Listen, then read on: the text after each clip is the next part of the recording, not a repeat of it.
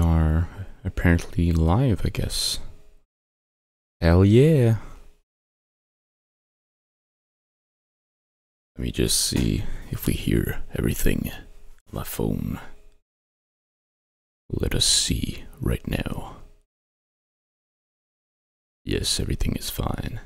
That's great. Okay.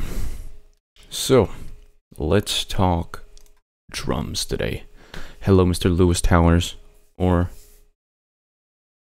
Miss who knows. Welcome to the stream. So, we're gonna talk drums today. Stream's not gonna be as long as the other two, since there's a lot less content, and also the fact that I'm hungry. And I decided to take a nap at 10 a.m. and I just woke up and I totally forgot I had to do a stream. So we're gonna talk on how I approach the drums on Addictive Drums, as well as how I mix them. We're gonna skip the part how I write them, because it all comes down to the genre you're playing. It depends on a bunch of things. Well, actually, there's a couple of basic rules that I like to use, so the drums aren't all over the place and they're like as realistic as possible. So let's start by the basic rule that I have for writing it. So the first one that I apply is try not to hit 3 things at the same time, excluding the kick. Because unless you have like an auxiliary drum track that you have like other toms or a tambourine or something else going on at the same time, but you know, I'll have a kick, a hi-hat, or something else, a snare or a crash and a tom or whatever, but never 3 things at the same time, because you can't really do that unless you have 2 people on drums. So let's say one on percussions and the other one on the drums. So yeah, that's pretty much the only rule I have, I think, when it comes down to writing drums. Of course, try not to have like impossible things to play in terms of speed, obviously. So you can't really have like a 200 BPM thing and have like a crazy hi-hat going like a 16th note or something like that. You know, try to keep it like as humanly possible as possible. Pretty much. So here we have, let me just grab this pop-out chat and have it sit somewhere. Yeah, there we go. Yeah, give me that. Okay. So let me zoom in on Addictive Drums here. Do a smooth transition. And boom. It would be fun. There we go, centered. So, the kit that I have, I'll try to post a link down below, like a Dropbox link or whatever, to my kit if you guys want it or whatever. But it's mostly composed of the Studio Prog kit and the metal kit, mostly. So I have the kick and toms from the Studio Prog kit, crashes from the metal kit, nice drum preset name, Dream Theater. Yeah. Yeah, pretty much. It's like, it's really the closest that I have to do Dream Theater. It's definitely not sounding the same than Dream Theater, but it's really good to make Dream Theater stuff. Let me just actually delete this.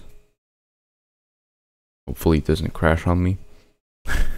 Okay, there we go. I have a bunch of kits. Like if you go to my presets there, Got a couple of kits, but these are old kits. This one is the one that I use 99% of the time. So yeah, Studio Prog kit, black velvet snare. This is the Studio Rock, I think. Yeah, Studio Rock hi-hat. Different rides. This is from Black Oyster, yeah. And this is from Studio Rock. And just Studio Rock. So Studio Rock, Studio Prog, Black Velvet, and Metal. So that's pretty much all the kits that I use. And of course, there's the clap.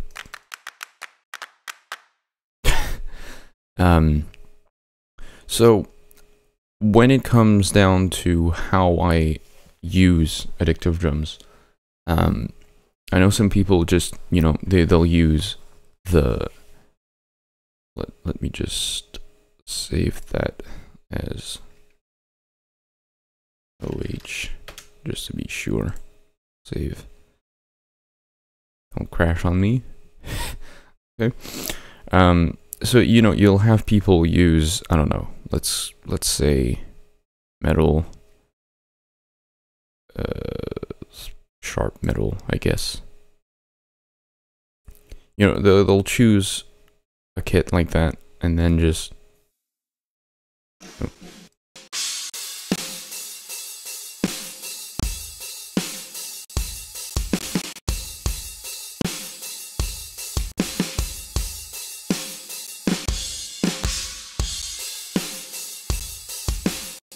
you know, they'll use different kits like that. They'll use, I don't know, prog metal.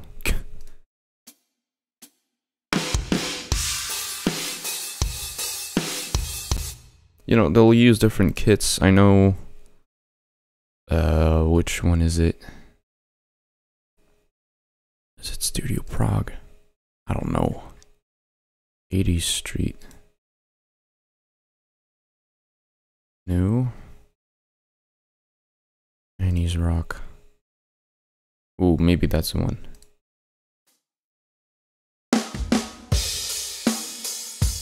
Like, if you guys listen to, I've ever watched Love Live. I've watched a couple episodes with Sable Symphony, a couple other people. But if you listen to Snowhalation, you can clearly hear this.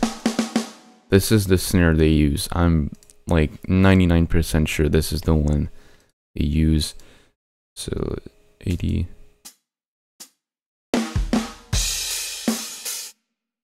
It sounds the same. So, you know, you can just use like a pre-built kit in Addictive Drums or whatever drum sampler you're using and start from there. It's a good starting point. For example, I like used the Studio Prog and then I just changed the snares and stuff, and then I was like, okay, this is the sound I'm going for. But yeah, I'll go from this thing. Boom.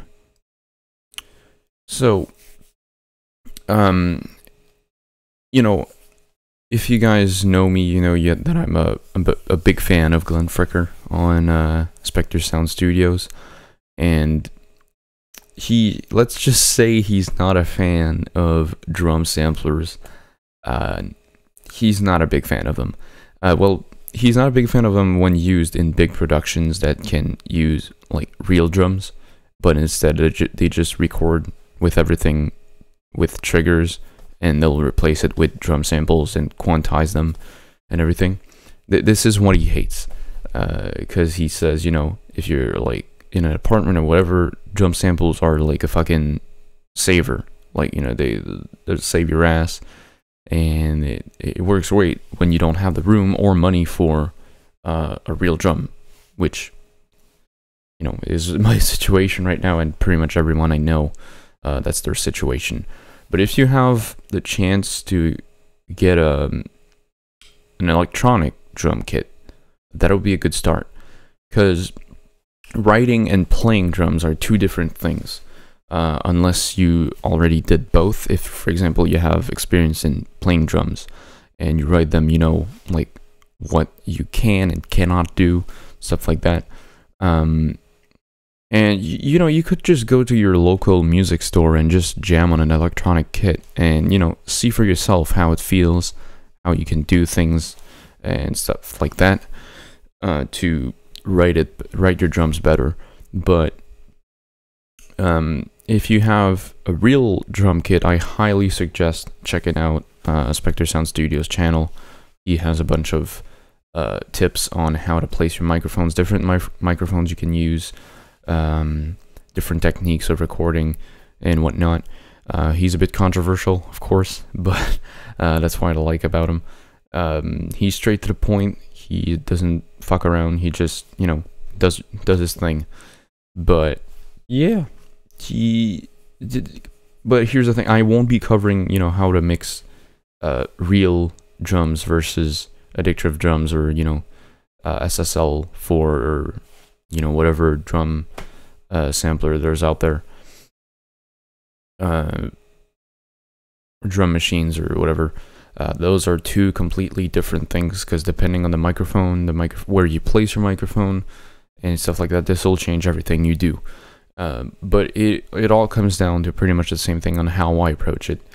So, as mentioned, some people, you know, you just use pre-built kits and they go from there. Sometimes they'll just, you know, use one track, use the built-in effects here, which is totally fine. I just don't, since I'm, you know, just loading a project, exporting tracks into Audition, I don't like to have the compression already on the track and the EQ, because I can't really do them afterwards. So that's why I like having a bit more control. The only thing that I use before, like, pre-production is the shape and volume envelope, just to get rid of the ring, and this adds a bit more punch to the part. So let's say for example this tom here. So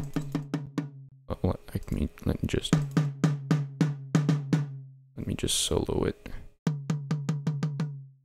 So if I remove the volume envelope, you're gonna hear just a bit more ring.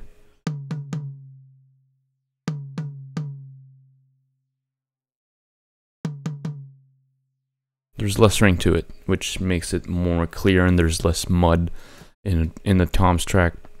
And this here just adds a bit more punch. I don't know if you'll be able to hear it. Hopefully you will.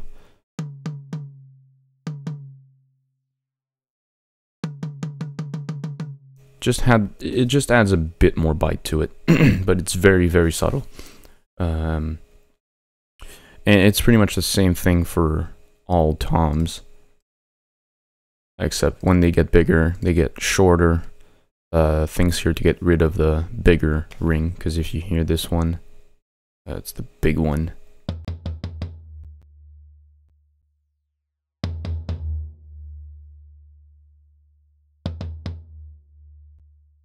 Yeah, that's pretty much it. Same thing for snare. There's just a shape here. Kick both. But yeah, that's pretty much how I do things on here. Now, for the tracks behind right there, let me just move it so you can see the names.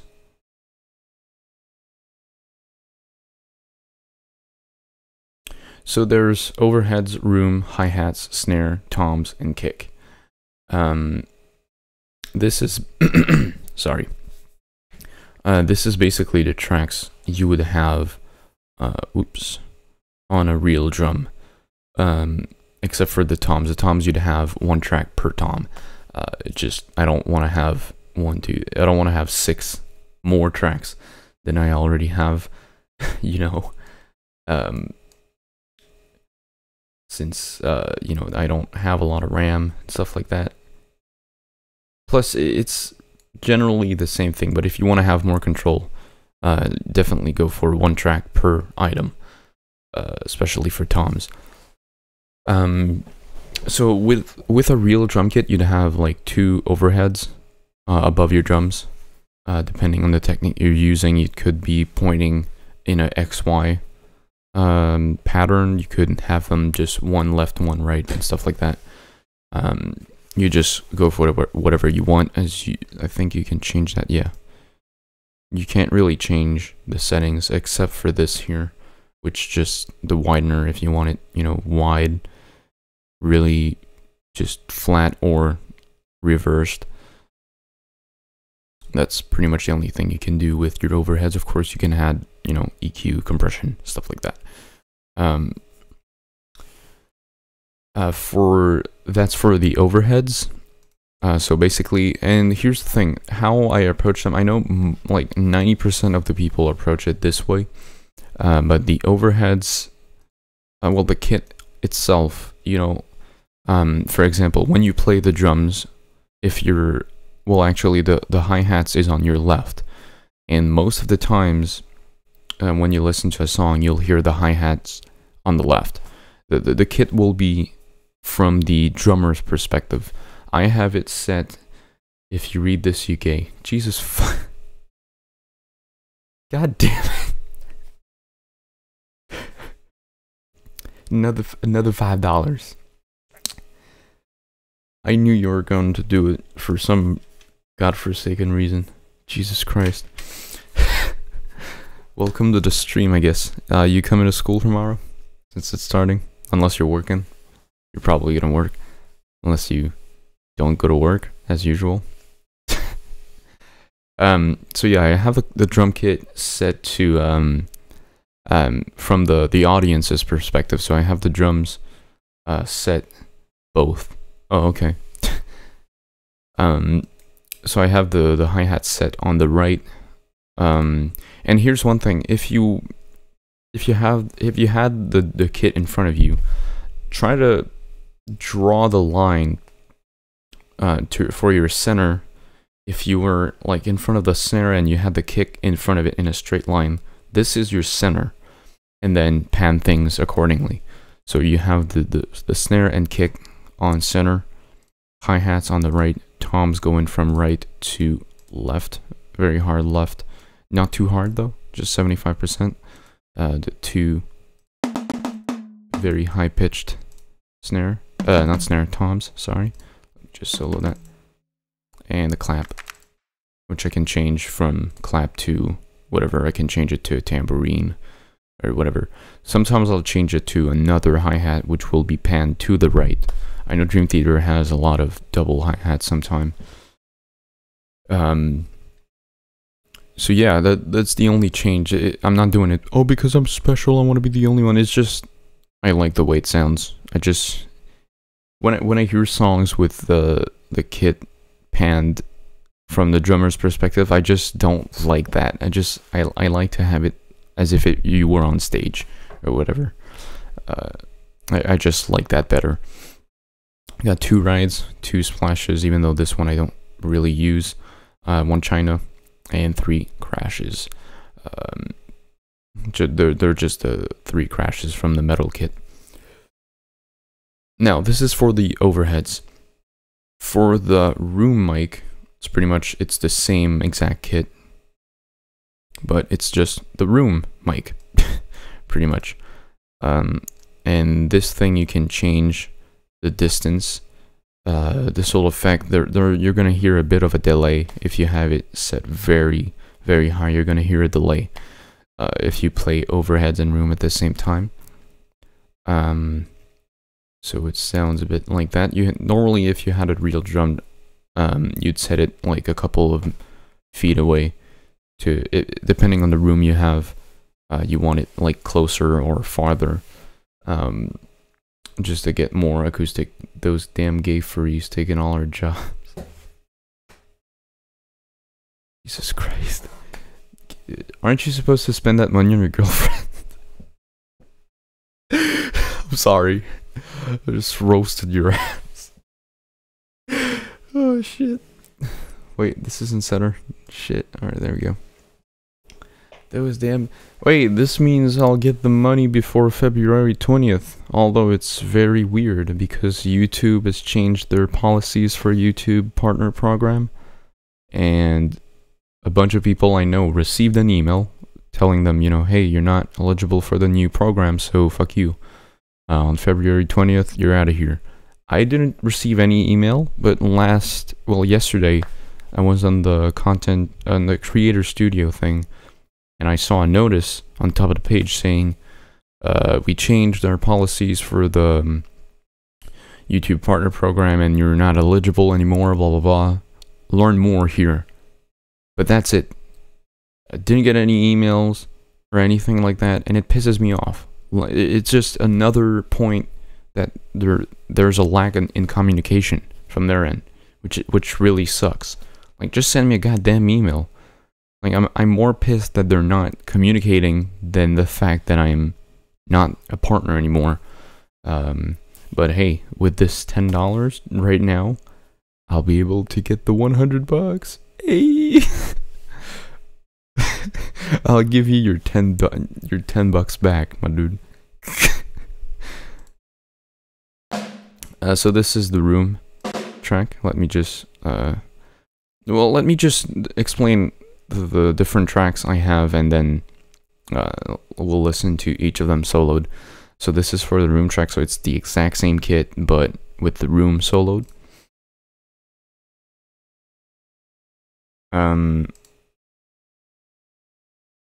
The hi-hat, I know this is weird, but the hi-hats track, I know most people will have the hi-hats only in the overheads and that's it.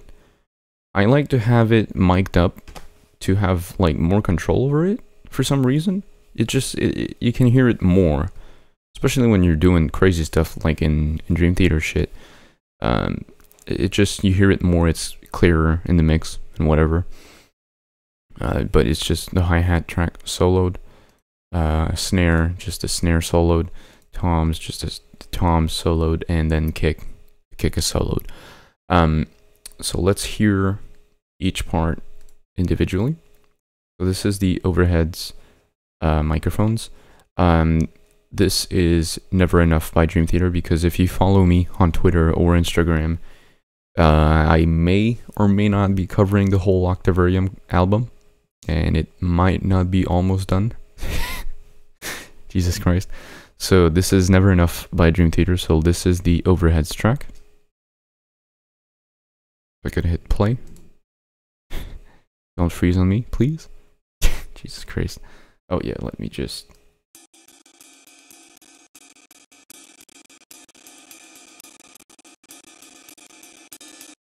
Yeah, the whole album. Jesus, if it could lag less, please. So I'm just gonna alternate between $1. God damn. Stop. Stop.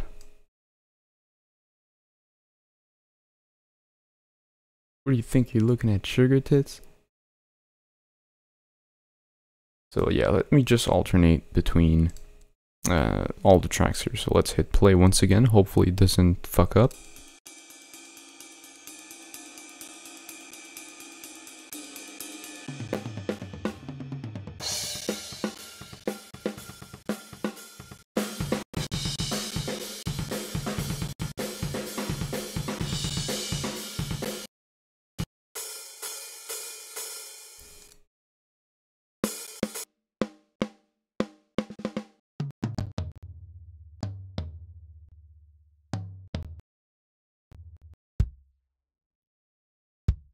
Let me just get there.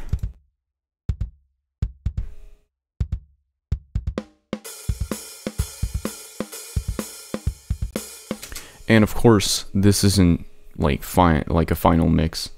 That's a quote from Mel Gibson. Jesus Christ. This isn't like a final mix or whatever. I'll, touch things back in Audition, obviously. So this is just the parts separately, and if we listen to everything,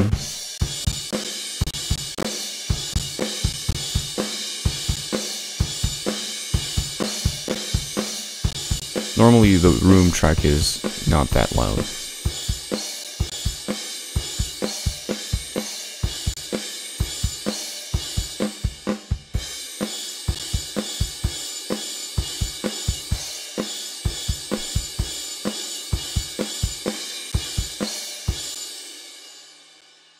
So yeah, that's for every single part soloed and all of them together. Now I'll just export every track separately into Adobe Audition. Now let me just force quit Mixcraft because there's just, since there's a lot of things going on, I gotta make it quit with the task manager. All I hear is the stream audio agonizing. Yeah, it really sucks.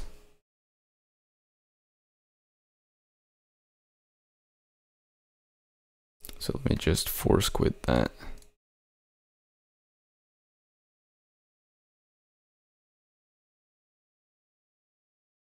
It should be going in a couple of seconds. Please. No, force quit, dude.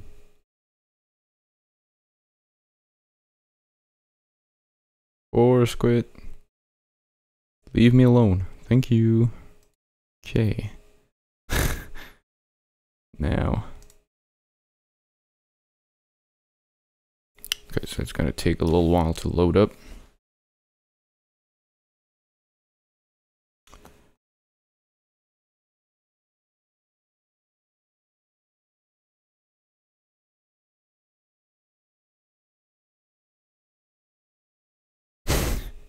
Just awkward silence. Let me just bring it back to normal. Hey, all right. So let me load up those same drums, but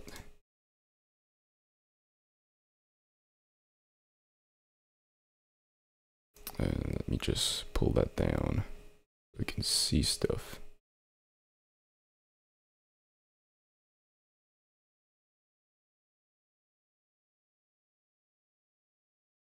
No.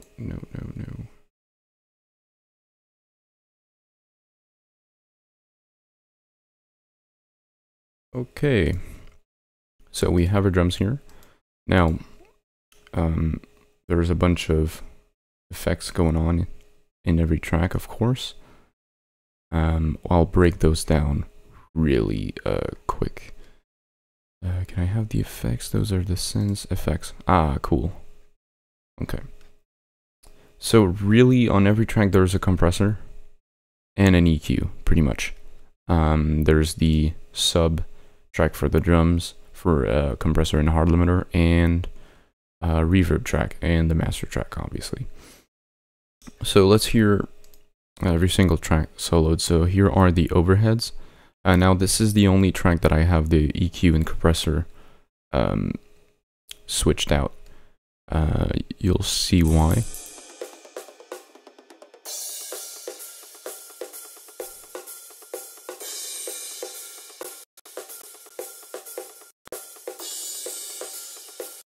Whoa.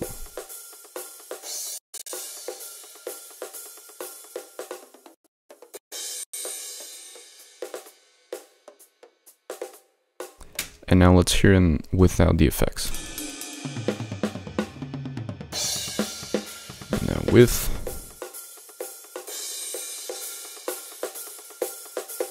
So basically the EQ is just to cut all the, because in overheads you're mostly going for, you know, crashes, rides, hi-hat, stuff like that. You don't want the bass from the kick, snare, toms, and stuff like that. So if we listen with and without the EQ,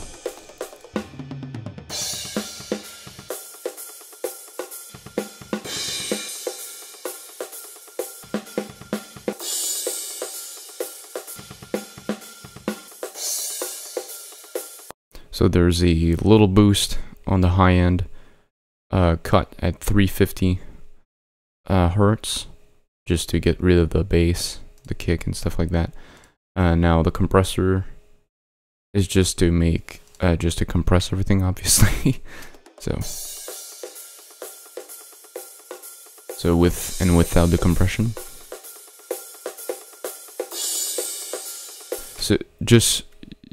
so you just heard the crash going on. It's very, you know, everything is quite low, and then it really just like blows up. So let's just...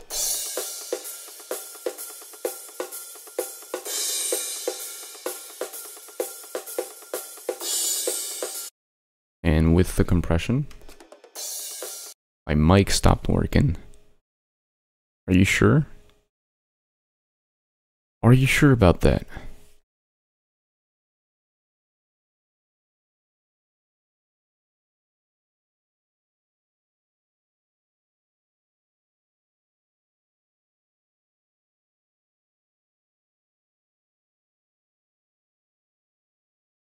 Nah, I'm hearing myself. I think. Hold on. God damn it. Don't... You're making me lose time here. God damn it. So let's hear it again with the compression.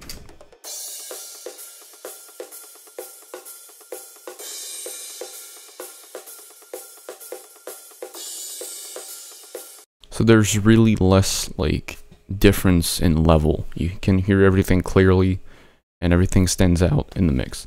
Now let's go for the room. Now I don't have any EQ for the room because it mostly serves like it serves like an ambient mic to give like natural reverb.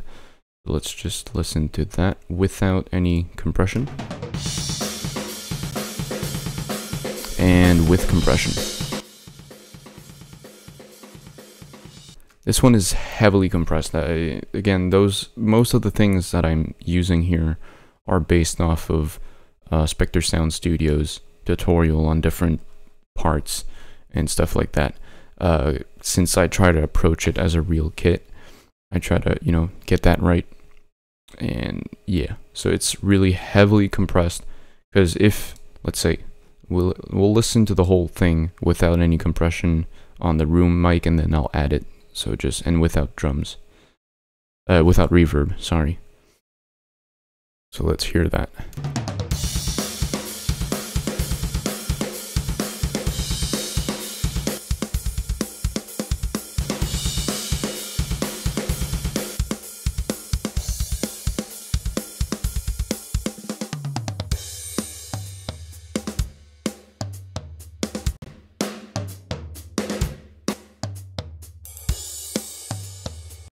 So yeah, you can hear the difference without the room mic, without the compression. It's just different levels of natural reverb in some way. Now for the hi-hats, very simple. Did I change that? Oh yeah, let me change that real quick. There we go. Wait, what? I thought I changed it. God damn it. Didn't I change it? What the fuck? Oh well, gotta change it again. Okay, so hi-hats alone.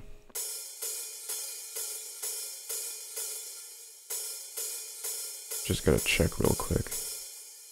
Okay, cool.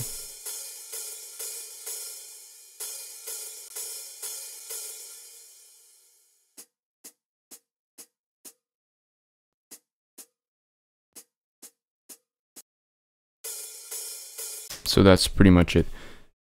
God damn it, what the hell's going on? Stop with the emojis! And so for the EQ here, just cutting out some frequencies that aren't pleasant. And the best way to figure out the frequencies you want to cut that you don't like hearing, instead of... God damn it. Instead of trying to, like, you know, drop it as low as possible and like go in like that. Instead, like, just set your Q very, very, very precisely. Let's say 10. You can go more than that, and then boost it like 20 something, and then move it around. And when you find that one frequency you don't like, you'll be able to hear it more, you'll hear it out more, and you'll be like, okay, this is the frequency I don't like, and then you'll be able to cut it down. Let me just pull it back. Okay, there we go.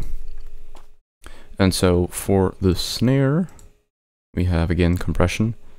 For the snare, it's a bit more complicated in terms of compression, but generally you want to look at the waveform. You want to look at the level it reaches when it's first hit. It's called the transient or whatever. And so if I just watch the waveform going on for this, so the original files peaks at about -6 dB.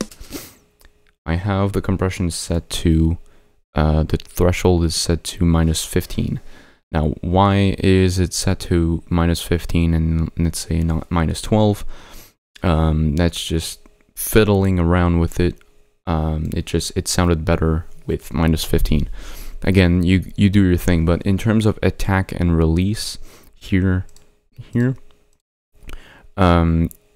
it's generally slow on both. So instead of having, I don't know, 5 millisecond on the attack, this is set to 25 millisecond. Ever ask Queen Elizabeth II if she wanted to play? Oh Jesus, what the hell? He's question man. And for the release, I have it set to 150 milliseconds. So it gives time for the transient to punch, and then it cuts. And that's what you want. If you want a punchy snare, you gotta leave it. You gotta have 25 milliseconds in attack to get that punch. At least that's what I'm going for. So let's hear it. Let's hear the snares without compression. Well, let's hear it without the EQ first and without anything. Now let's hear it with compression.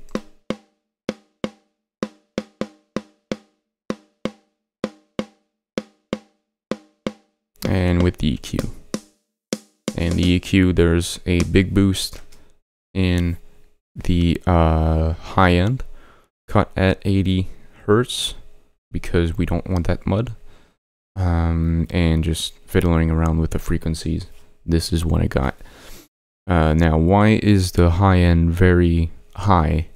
That's because, let's just hear it out, because the Black Velvet snare on its own is very dark, even though I tried messing around with the top and bottom mics, try to blend them. So if I just, let's listen to it without that high end boost.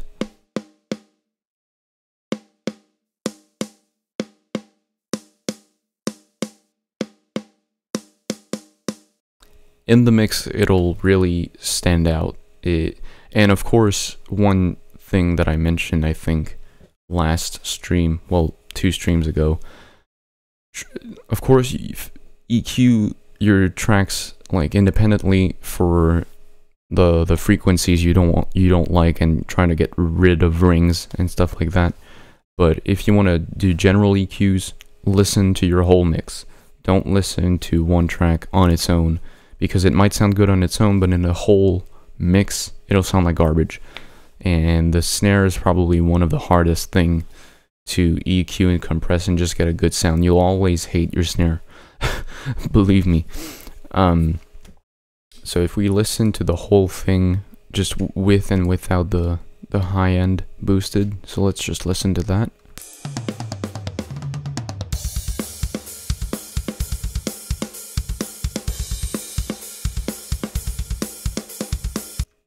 Yeah, but like if I had high passing at like, I don't know, 12K, make sure the cymbals have some of their own space. Yeah. Yeah, fucking snare. Yeah. Low passing, yeah.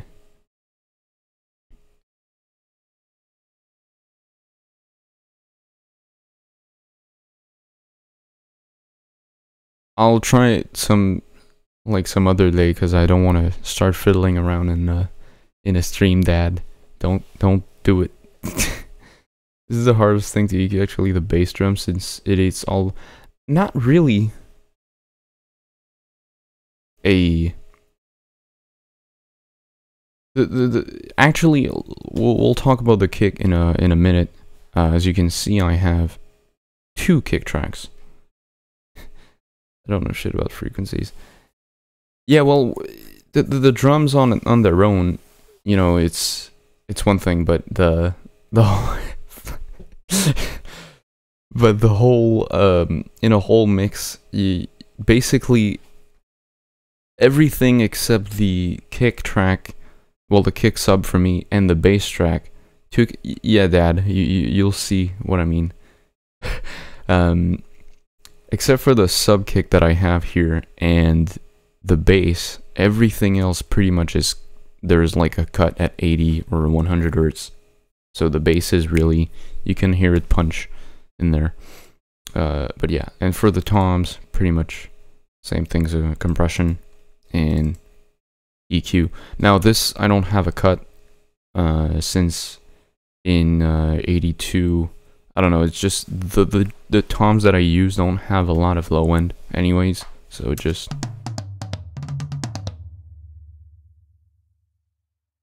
let's just get here.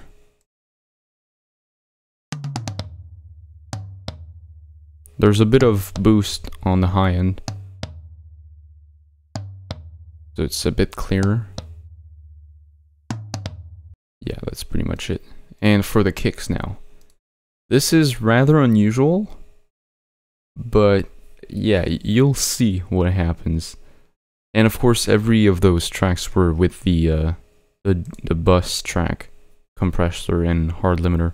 But for the kick, it's very unusual, but ever since I started using 2 tracks instead of using like 1 track with a trigger, I don't know, it sounds good to me.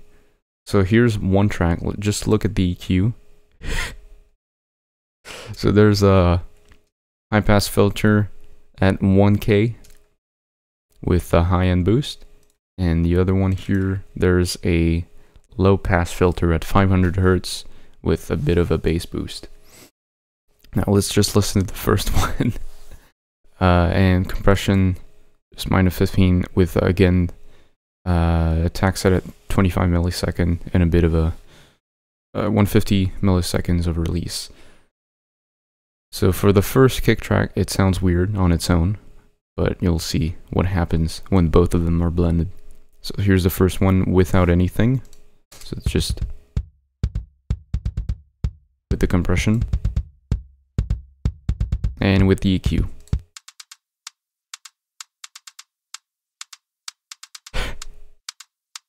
Rather unusual. Now let's go for the normal. Now, since these two have the same compression except for the output gain, let's listen to it directly. So just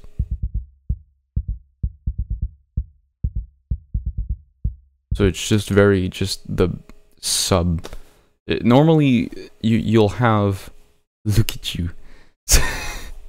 So normally you'll have like your kick mic, but there's also a thing called a sub kick mic, which is like a huge microphone. I know Yamaha used to make ones. They used to make this. I can't remember the model exactly, but I know Glenn Fricker used it, and it adds more low end to it, and it adds more like boom to it. I guess. So, and the way I turned out to use it, it's weird, but it works. The two of them together, and depending on the song, of course, I'll fiddle around with this part. So for example, we'll gradually pull it in, so just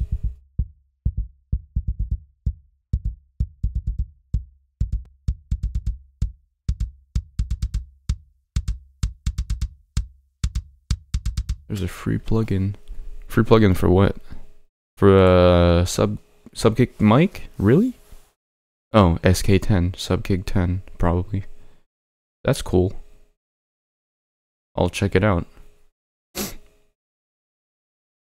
It adds more meat to the bone. Yeah, boy. This is for the kick. It's very unusual, but it works for me. And so, let's listen to everything together.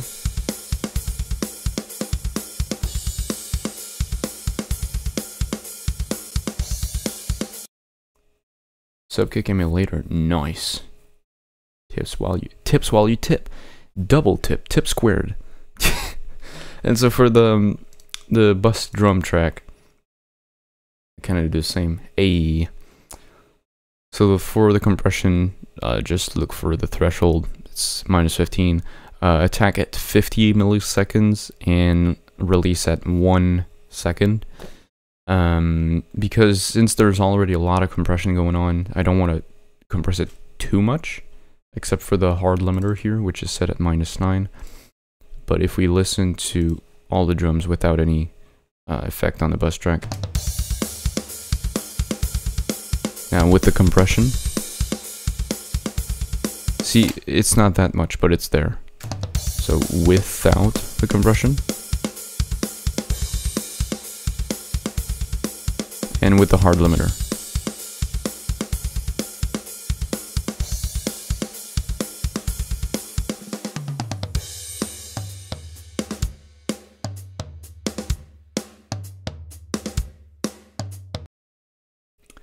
So that's for the bus track, but of course you need reverb. And I highly suggest this thing, which is from Kairos Audio. There's like a bundle for free with all those. There's like classic reverb, classic chorus, and whatever. These are amazing. Let me just get... So there's classic auto filter, classic chorus, classic compressor, classic delay, classic EQ, classic flanger, whatever. Classic master limiter, classic phaser, classic reverb, and they're pretty basic. So just, you know, here's a compressor, so threshold, ratio, knee, attack, release, whatever. Then there's your classic chorus, so range, fine. I don't know what the fine does, but there's rate if you wanted to go stereo or not, depth, mix, level. There's it's very basic layout, but it works. There's a classic EQ. There you go. Classic phaser. There's your your upper frequencies, which one's the highest. Rate, sync to your track or no, depth, feedback, mix, stages. It's really fucking cool. I love them. They're really easy to use. They come with a bunch of presets. So yeah. So let's listen. Well, you already listened without the reverb. Now, there's a shit ton of reverb. You'll hear that in a moment. But in the mix, it adds more room, I guess, to it. Of course, this is only the drums, but if you were listening to a whole mix, it would change everything. So let's just go for that with the reverb.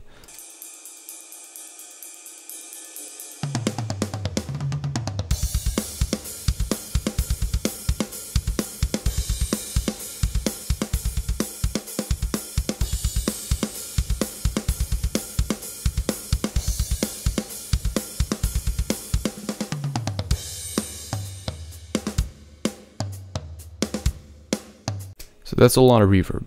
Now, I don't have only, because basically all the tracks are going to the drums bus track, and the bus drum tracks goes into the drums reverb.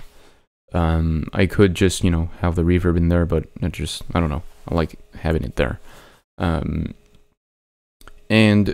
the kick, toms, snare are also going. If we let's see the sends here.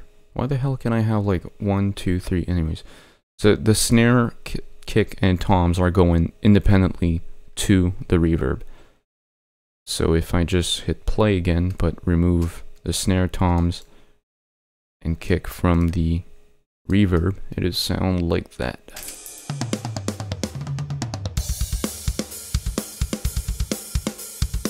Now let's just add the snare. And let's solo it.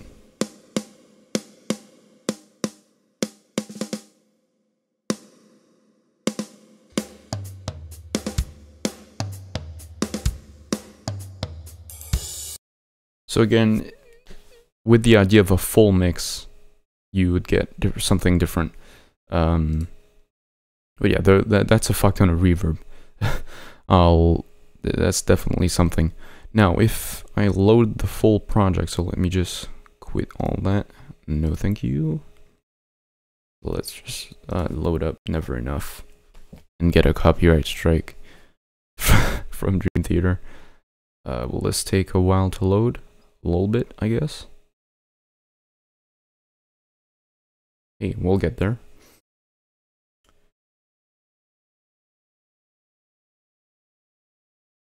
And again, things will change depending on the genre you're playing. Hello, Burning Halo. How you doing? But yeah, depending on the genre you're playing, the way you approach drums will definitely be different.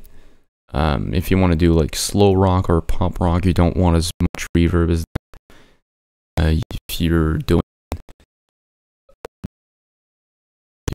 stuff like that, so that's why drums are very, very they'll change from a person to another, really. So that's how I approach it. I try to approach it, like, as I said, as if it was a real kit. So yeah, and I don't have a problem with people using just one track and use everything in Addictive Drums or whatever drum sampler they're using. I just like, because if I had a real drum, I'd use it, of course, and this is how I do it pretty much. And of course, the influence of Mr. Glenn Fricker, obviously. You're gonna get a little teaser here. I just gotta wait until everything is pre-rendered. I only need to record the bass, vocals, and the goddamn solo. The solo is so goddamn hard.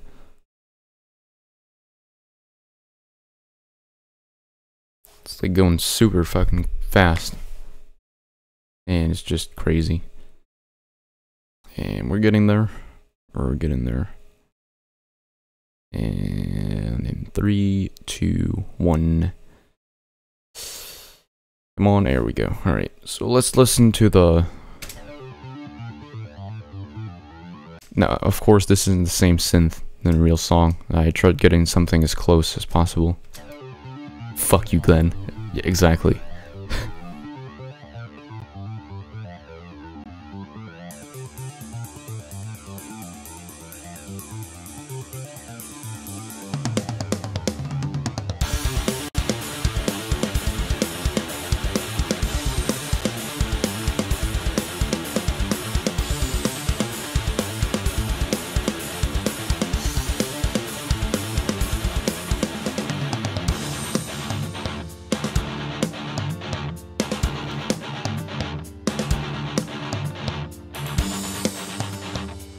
So, let's listen to the intro again, but without the drums reverb going on. Like, nothing at all. So let's listen to that.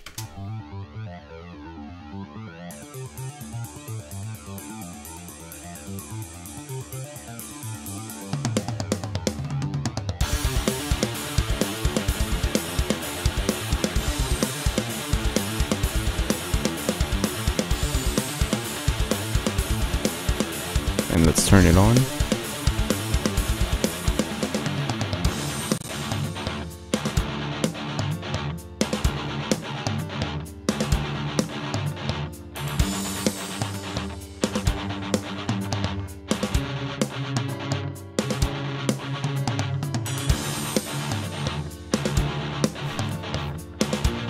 Yeah, I'll be doing vocals for that. Yeah, boy. Oh yeah, there's this part.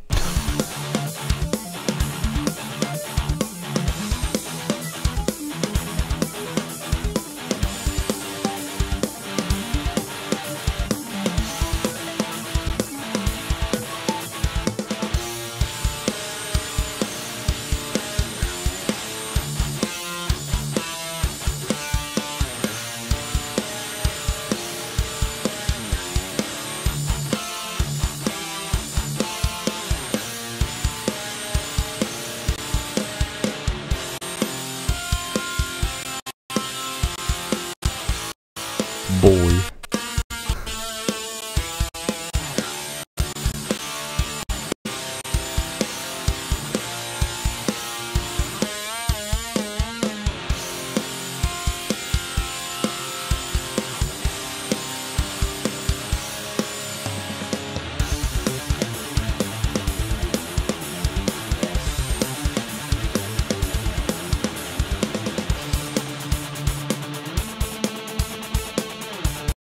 There's no tempo change in that song, I think. It's 128 all the way long, yeah.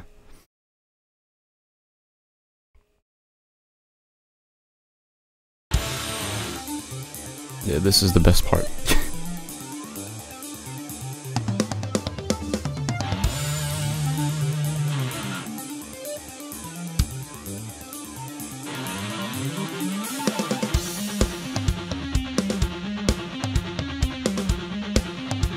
Of course, normally there's bass going on, but didn't record that yet.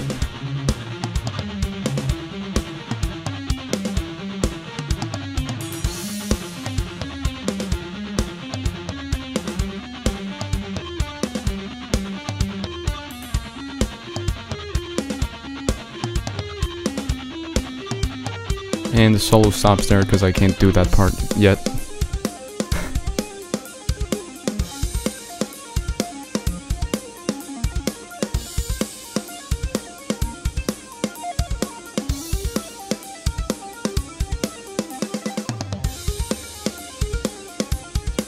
Now, there's this thing I found. Here's like just an offset thing, just not about drums.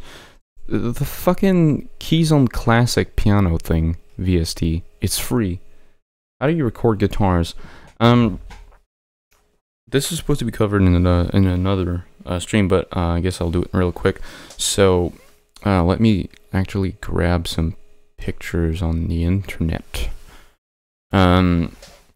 So basically, I have a multi-effect pedal, which is a Zoom G2.1 NU. Let me just get a picture.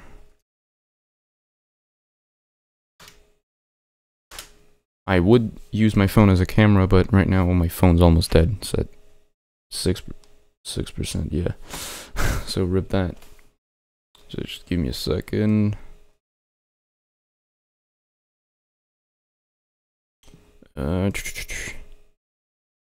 So this thing, I want to get the new one when I have the money, cause God, it's not that it's old, it's not that it's not doing its job. It sounds amazing, but it's just the new interface and how it works on the new generation. Just wow.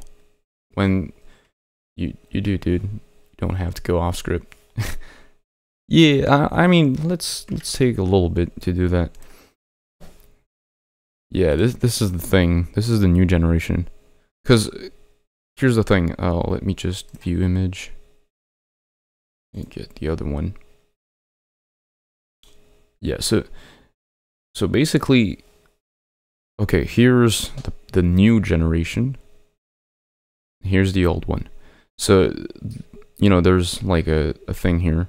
You just move it around, so you have your compressor, effect, noise reduction, drive, EQ, low, high, modulation, delay, reverb, and just other stuff. You can't move those around. It's just, here's your compression, and here's your chain, basically, going in that specific order. You can't change them around. You just, this is there, as you can see there, the image. Yeah, oh, this will help. So you know, this is your effect chain. There's no way to change it. It's in that specific order. For this one, you create your own effect chain. I wish I could zoom in on that. Can I get a bigger picture? Give me a bigger picture, please. Please. Well, yeah, this is the other one. That's the 5. Like, I would get this one, but it's like, it's more expensive, and honestly I don't feel the need to get this one because the difference, it really isn't that much. Like, you have like another stomp box but and a boost, but that's it really. So I won't really use that. Oh, and there's a master level. Ooh. And you have like more effects, but honestly I don't really care because I use like sometimes compression. Do I use a booster? I don't think so. Noise reduction, of course, an amp, EQ, and reverb, and that's it. So I don't really need that much. I don't really need that many effects. So yeah, it's just you can choose to have like a drive, a chorus, a delay, and then another chorus, and stuff like that. And that's what I like about it. You can move things around instead of having like, you know, all like, instead of having all this in that specific order, you can just swap them around. And yeah, it looks cool. It looks less like a toy than this. This looks like more, it looks like a tank more than this. And just the version before that one, it's ridiculous. My brother used to have it. It's this one. It's ridiculous. It looks like a toy. Is he still in stream? But Mr. Lord Farquaad has one for his base. It's the... Is it B2? No. Zoom B. Pink. Jesus Christ. B1? A, yeah, that's the one he has. This one's like worse than the ones like this one or in the version before because it's like in plastic. But it sounds good, at least. It does a job. It looks like a toy. That's what I hate about those. Just, they look like toys. This one looks like a fucking tank. And it has, ooh, stereo output. If you want it. Which is great. And USB type no, not C, micro USB, whatever. But yeah, I'll use this if I can get the picture right. So I'll use this, I'll use the output there, and it will go in my Focusrite Scarlett 2i2. Goes directly in there, set to instrument, and yeah, that's pretty much how I roll. And the pedal works as well live, which saves a lot of time. Because instead of having a mic on the amp, trying to set that correctly, it's just you plug it in, and that's it. It goes directly in the PA. And the pedal works on batteries if you want to, so that's pretty cool. Yeah, just straight from the pedal in there, that's it. No messing around, just direct like that. Oh my god, I want this. I need that. Yeah, it's pretty straightforward actually. Really simple setup, nothing too crazy. It works great. Yeah, thank you for your question. Now, as I was talking about this thing, so Steinway piano,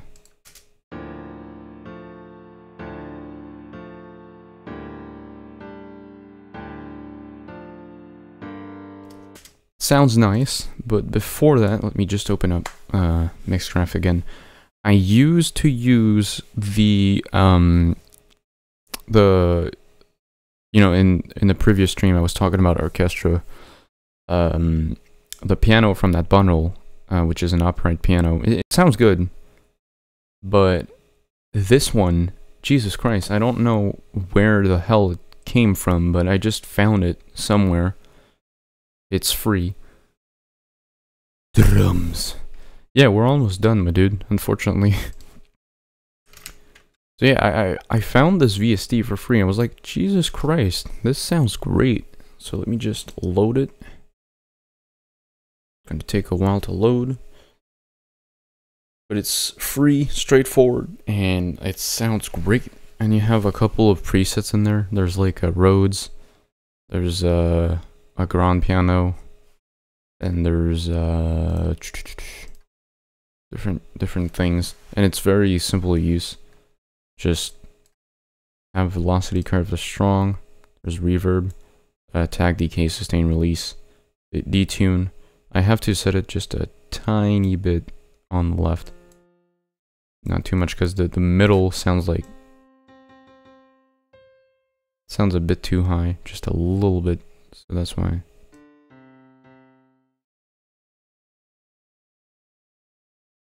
There we go. And you have a LFO thing, which is cool, but it sounds really freaking good. Let me just grab like a... Let me grab the piano I used in a long way from Equestria. Really sounds great. I just... oh shit, no, don't delete. Don't delete the track, god damn it. Whoops. God damn it. I have made a mistake. Okay, it's back.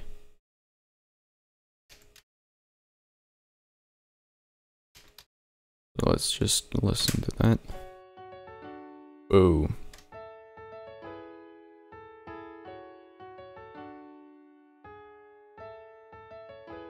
Jesus Christ.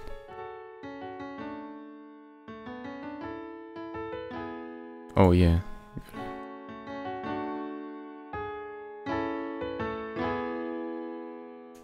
Yeah, it's just... then you could change different presets and let's say use the grand piano.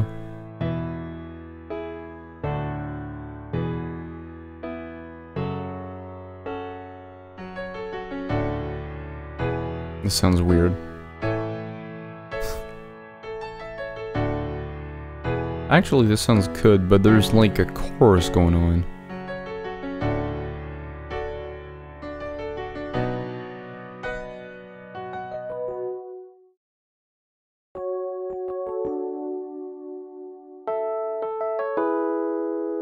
Yeah, these are pretty much the things you have, but I like this one.